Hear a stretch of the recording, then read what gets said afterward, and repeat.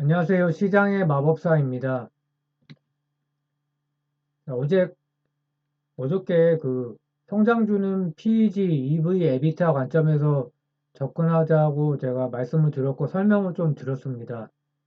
퍼로 보면 무서워서 접근을 할 수 없다. 그럼 계속 기회를 놓치죠. 그래서 이게 이렇게 제가 중시하는 이유가 저도 사실은 PER로만 봤지 PEG 이런 거 알고 있었지만 적용할 생각을 안 했거든요.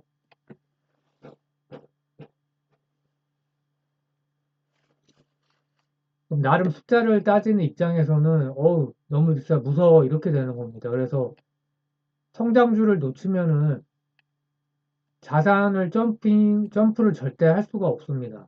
시간이 굉장히 오래 걸리고 그래서 가치주가 갈 거라고 생각했지만 한국 시장이 고금리인데도 성장주가 급등을 했죠. 그게 지금 현재 시장이 그렇게 흘러가고 있기 때문에 시장을 읽는 게 어떻게 보면 종목 연구 열심히 했는데 시장의 흐름을 모르면 엉뚱한 종목에서 보초 쓰고 있을 가능성이 높기 때문에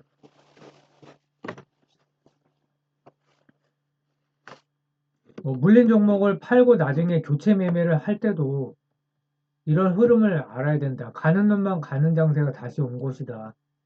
그래서 상승은 혼자 가는데 조정은 같이 받는 상황이다. 그래서 이게 오늘 이제 종가인데요.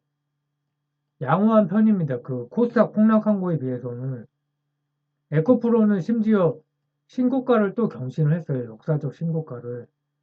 그래서 배터리 산업은 매년 성장한다. 그 전기차 침투율이 50%될 때까지. 그래서 계속 기회가 있고요. 그래서 시장 주도주를 사던가 또는 코스닥 레버리지 ETF를 사던가 뭔가를 선택을 해야 됩니다. 그리고 타이거 뭐 2차전지 테마 이런 것도 있죠. 그 시장 주도주는 당연히 이제 배터리 배터리 소재나 아니면 셀 업체 중에 골라야 되겠죠. 그래서 한국 소재 업체가 상승 배경이 IRA, CRM이 수혜이다. 중국 공급망을 견제하는 거고요. 미국 시장이 향후 3, 4년간 고성장을 예상되기 때문에 그렇고요.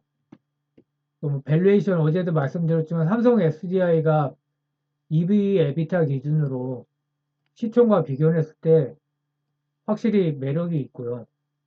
LNF가 이제 소재 업체 중에 좀 있는 편이고 첨보와 나노 신소재도 이제 좀 언급이 되고 있습니다. 첨보는 LFP 배터리 근데 이제 중국향이 매출이 꽤 비중이 돼서 그렇고요.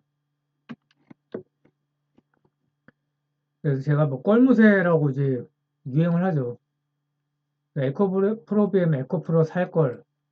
에코프로는 3배나 갔기 때문에 3배가 넘었죠, 지금.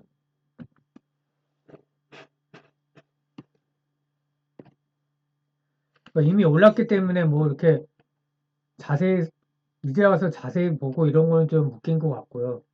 간단히만 살펴보면 의외로 LG 엔솔 향이 없고 주요 고객사가 삼성 SDI와 SK온 향이다.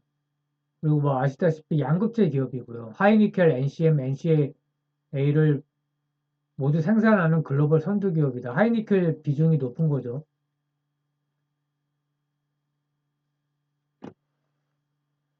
그리고 에코 에코프로 그룹이 중요한 게 수직 계열화가 잘 돼 있기 때문에 밸류를 높게 받고 있고요.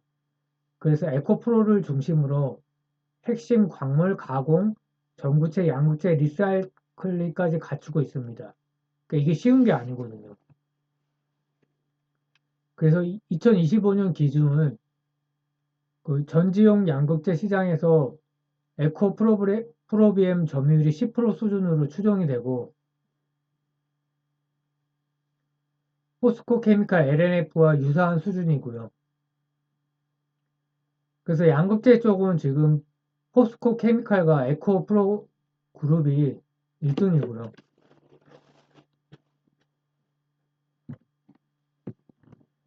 작년에 실적이 뭐 엄청났죠.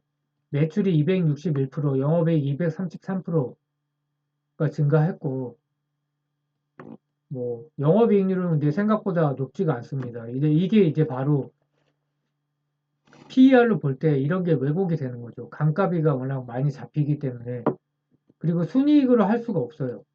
보통 PEG로 할 때 PER 나누기 EPS 성장률을 합니다.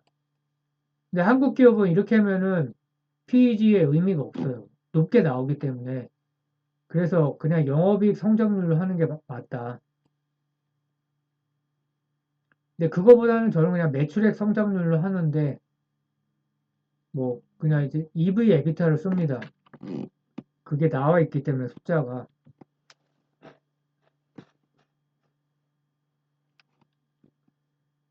그래서 이제 이게 2월 17일에 나온 리포트인데요.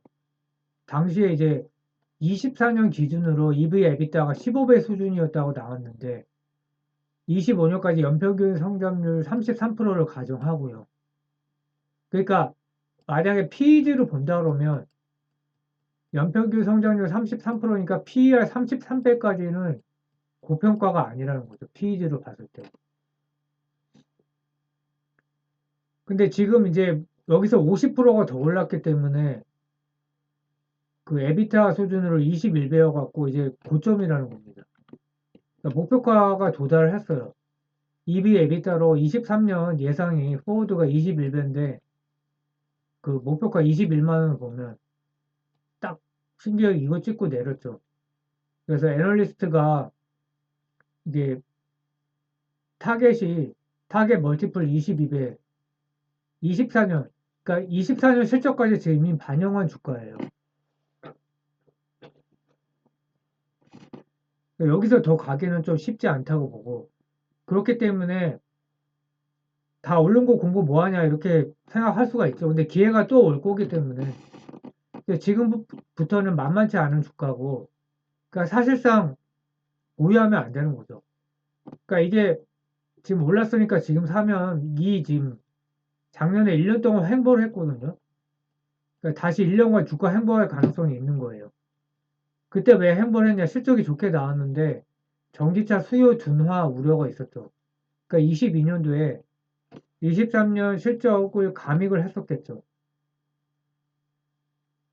근데 이제 계기가 된 게 올해 1월 말에 테슬라가 실적이 생각보다 잘 나왔거든요. 그래서 판매량 가이던스가 23년에 37% 이게 또 결정적이었고요. 그래서 뭐 오늘 주가가 종가가 양호한 편이에요. 이 정도면 막 폭락을 했었어야 되는데 그러니까 PER이 높으니까 코스닥이 폭락하니까 이거 대폭락해야 되는 거 아닌가? PER이 높아서 못 사는 사람은 그거죠. 야 이거 반토막 나면 어떡하지? 뭐 날 수도 있겠죠. 근데 EV 에비타 이거를 봤을 때 고평가가 아니라는 거죠. 코스닥이 4% 가까이 떨어졌는데 그럼 개별 종목은 한 8% 떨어져야 되거든요.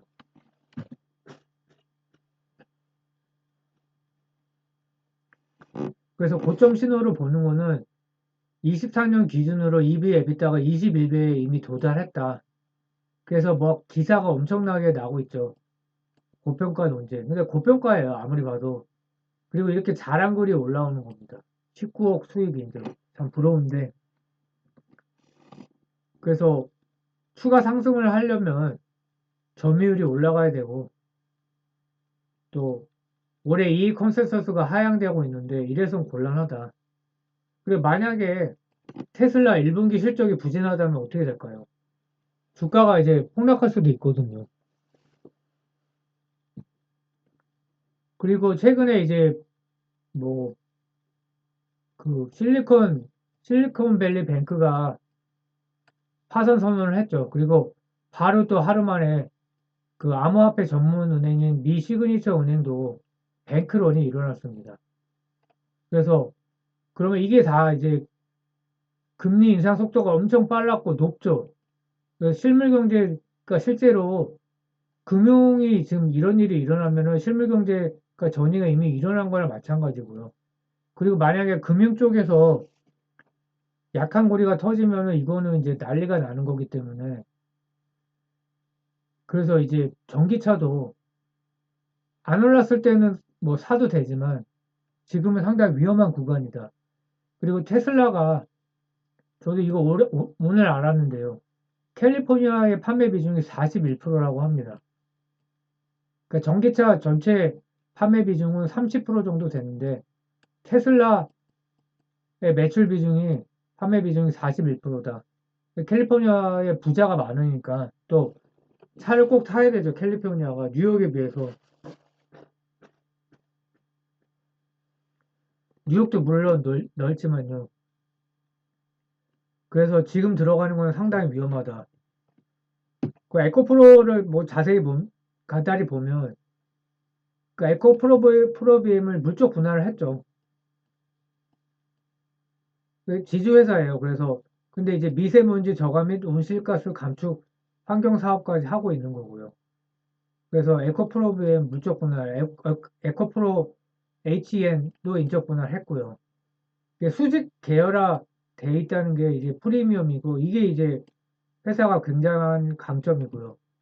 전구체 원료, 에코프로 이노베이션이 하고 있고요. 전구체, 에코프로 머티리얼즈, 고순도, 산소질소, 에코프로 AP, 하이니켈 양극재, 뭐 배터리 리사이클링, 에코프로 CNG. 그러니까 이게 비상장도 많고 그런데 이게 이제 가치가 다 반영된 것 같아요. 놓친 게 참 아깝죠. 매출이 뭐 실적이 당연히 뭐 어마어마하게 좋고 영업이익률도 좋았고요. 그래서 이제 24년 기준으로 3.7배였는데 3배가 넘게 올랐기 때문에 지금 뭐 한 11배 정도 되는 걸로 봐야 되고요. 자회사 상장 이슈가 있었는데 이걸 놓쳐서 좀 아깝고요. 그러니까 에코프로 머티리얼즈라는 그 중국 GM과 만든 합작사로 양극재의 원료인 니켈과 전구체 등을 공급한다. 그러니까 전구체 생산 자회사예요. 근데 장부가가 374억밖에 안 되는데 밸류가 3조에서 5조예요. 그러니까 몇 배입니까? 100배죠. 100배 이상이에요. 100배 좀 안 되나요? 하여튼 뭐 3조에서 5조 사이니까 뭐 100배라고 보고 24년 상장 기한인데 그래서 전구체가 뭐냐? 배터리 성능을 좌우하는 양극재를 만드는 데 필요한 핵심 재료고 니켈, 코발트, 망간 등을 적정 비율로 배합해 만들고 여기다 리튬을 섞으면 양극재가 되죠. 그래서 양극재 재료비의 70%는 전구체가 차지한다. 그러니까 포스코 홀딩스는 광산을 직접 소유하고 있죠. 아르헨티나에. 그거랑 좀 차이점이 있습니다. 얘네는 이제 가공 쪽이고요. 근데 이것만 해도 굉장한 해자라고 할 수 있고요. 그러니까 LNF가 조금 저평가 받을 수가 밖에 없고요. 그 11월 달에 보고서가 당시에 나왔었는데 뭐 에코프로 HN이나 비상장까지 했는데 할인율을 50%나 적용했어요. 지지회사라고 해서 보통 20%인데 매우 보수적으로 했다. 그래서 뭐 당시에 15만 8천 원이었는데 지금 뭐 40만 원도 넘겼었을 거예요. 아마 고점. 그래서 그 당시에 이제 에코프로 시총이 3조가 안 됐었는데 에코프로 BM 지분 가치가 4.5조였고 에코프로 머티리얼즈가 1.5조. 이것만 해도 6조죠. 근데 다른 비상장도 많고. 그래서 참 아깝다. 근데 지나고 나면 쉽지만 성장주가 이렇게 폭등할지 참 예상하기 어려웠죠.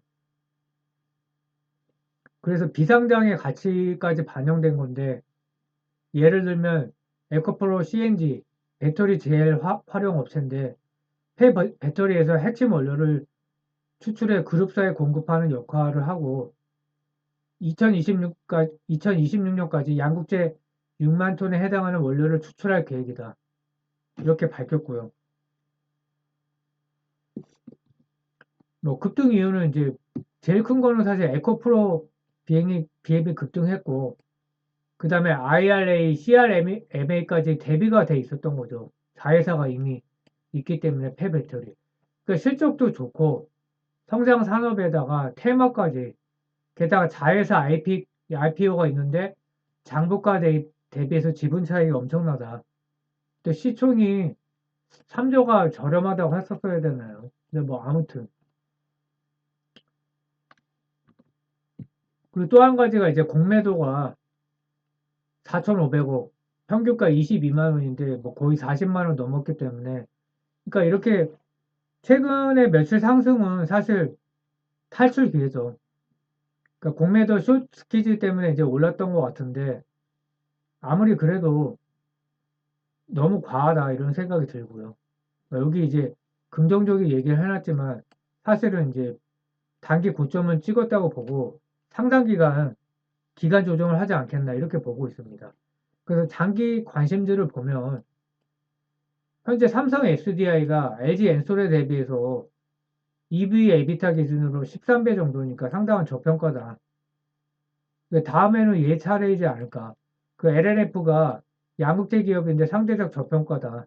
테슬라 밸류체인인데, 근데 이게 제가 뭐 조사는 안 해봤지만 수직 계열화는 안 돼 있는 걸로 알고 있기 때문에, 그리고 또 LFP가 항상 말이 많죠.